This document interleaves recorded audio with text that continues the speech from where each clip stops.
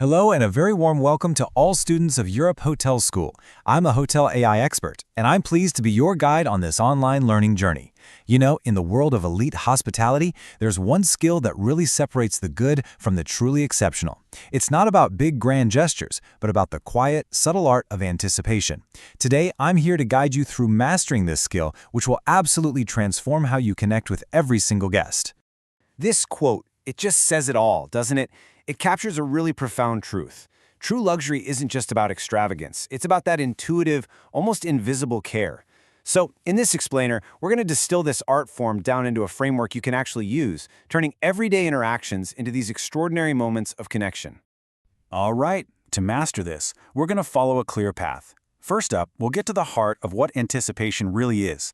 Then, we'll break down the 3 pillars of perception: reading those unspoken cues, leveraging the knowledge you already have, and understanding the environment. And finally, we'll work on perfecting the delivery with subtlety and forging that all-important VIP connection. So, let's dive in.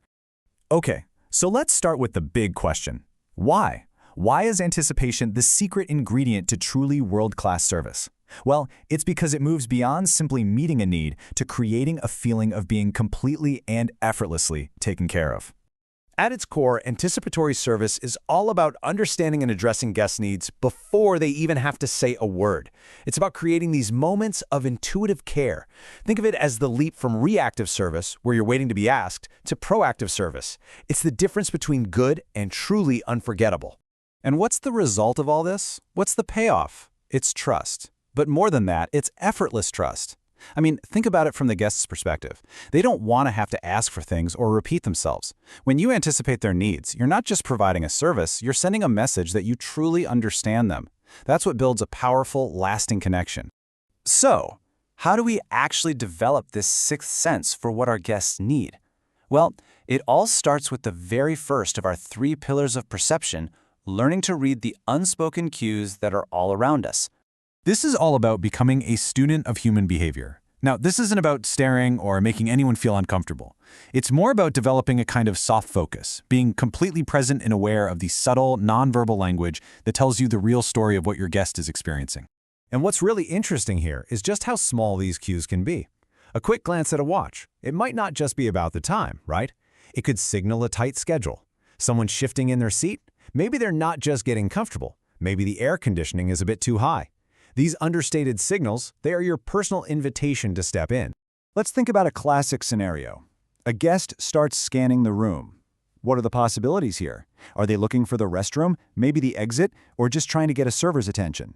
Your role is to interpret that scan and approach with a simple, "May I help you find something?"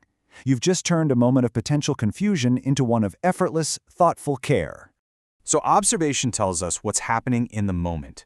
But our second pillar, leveraging knowledge, is all about connecting the past to the present so we can anticipate the future. It really comes down to remembering. This is where we start connecting the dots over time. Hospitality systems are just full of data. But the best data is the information you actually remember and apply. It's about using a guest's history and their preferences to prepare for their needs well in advance. And these examples illustrate the idea perfectly. These aren't huge gestures. They're small, personal acts of recognition.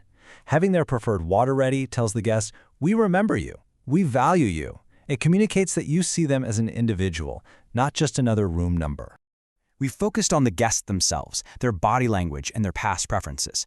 Now let's zoom out a bit to our third pillar of perception, anticipating the environment they're about to walk into. The absolute best in this business have a kind of radar. They're not just focused on the guest right in front of them. They're looking ahead at the path the guest is taking. They're looking for potential obstacles or needs and clearing the way before the guest even notices there was a problem. This is foresight in its purest form. If you see a large group heading towards the elevators your guest is walking to, you can suggest the scenic staircase. If you feel the first few drops of rain, you have an umbrella ready at the door. You're removing friction from their experience before they even know it exists. So, we have the 3 pillars of perception. We know what to look for. But knowing what to do is only half the battle. The other half, the art of it, is all in the delivery. As you can see here, delivery is all about timing. Being too late is, well, it's just poor service. But acting too early can be just as bad. It can feel intrusive or disruptive. The goal is to find that perfect, seamless moment where your action feels like a natural extension of the guest's own thought. With practice, this process becomes second nature. Let's go back to the glance at the watch example. You observe the cue, you connect it to the likely need for a quick departure, you formulate a solution, like having their bill ready, and you deliver it seamlessly, maybe by just saying, "We can settle your bill here at the table whenever you're ready," instead of making them ask for it.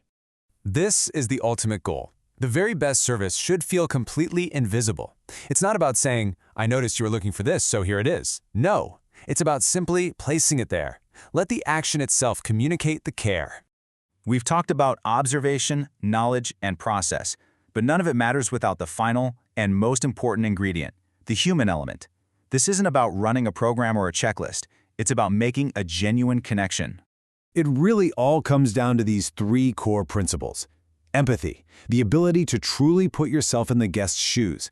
Presence, being fully in the moment, not distracted. And precision, executing flawlessly. Master these, and you've mastered the very heart of true hospitality. So, we've covered the framework, the pillars, and the philosophy. The knowledge is now yours.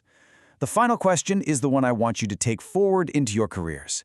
How will you apply these lessons, and how will you transform your service from a simple task into a true art form?